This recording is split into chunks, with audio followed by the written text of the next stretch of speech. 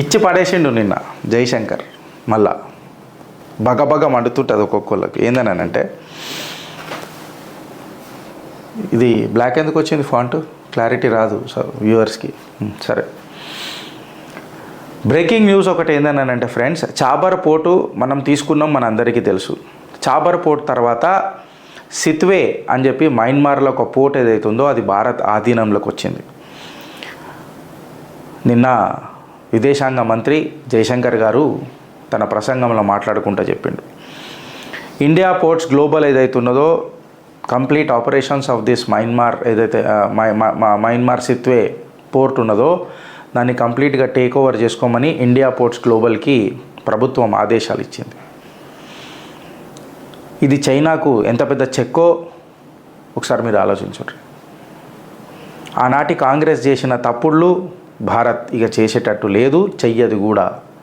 చైనాకు దగ్గరుండి ఛాతీ చూపించి చాల్ రా, నాకు కొంచెం జోష్ వస్తున్నప్పుడు మాటలు వేరే అయితే కానీ మాట్లాడొద్దుకు మాట్లాడలేం కదా, ఛాతీ చూపించి తొడగొట్టి చెప్తున్నది, నారా దమ్ము నీకు దా అని.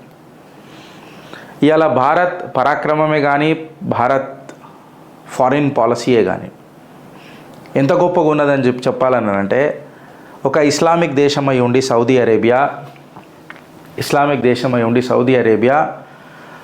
కశ్మీర్ ఇష్యూ మీద పాకిస్తాన్కి సపోర్ట్ చేయకుండా, అది భారత్ అంతర్గత వివాదం, అది ఇంటర్నల్ ఇష్యూ, భారత్ తన ప్రాబ్లమ్ని తనే సాల్వ్ చేసుకుంటుంది.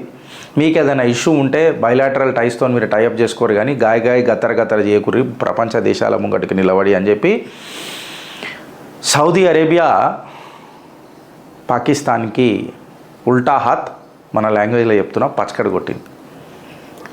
మీకు ఏదైనా అవుట్స్టాండింగ్ ఏదైనా ఇష్యూస్ ఉంటే భారత్తోని అది కూర్చొని మాట్లాడుకోరు, కానీ అనవసరంగా భారత్ని గెలకకుండ్రి.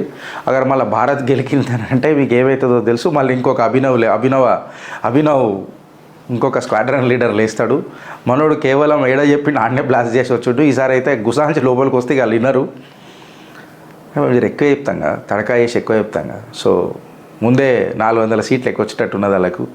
అసలు నాకు ఒక డౌట్ వచ్చింది ఏంటనంటే ఫ్రెండ్, 400కి ఎందుకు ఆగిపోవాలా? ఇంత వేవ్ ఉన్నప్పుడు 400కి ఎందుకు ఆగిపోవాలని అంట. కలలు గనుట్లో కూడా కకృతి ఎందుకు? వై నాట్ 500 అని అంట. అఫ్కోర్స్ ఆశకు అంతుండాలి కదా గిరీష్, మరి గిట్లా నాను అని అంటే, అరే కలలు గనుట్లో కూడా కకృతి ఎందుకు? నేను నా భావ ప్రకటన చెప్తున్నా భయ్, నా భావాన్ని మేము మీకు చెప్తున్నా, నా లోపల ఉన్న ఆ ఆనందాన్ని మీతో షేర్ చేసుకుంటున్నా. Nothing is more bigger than Bharat Mata కీ జై.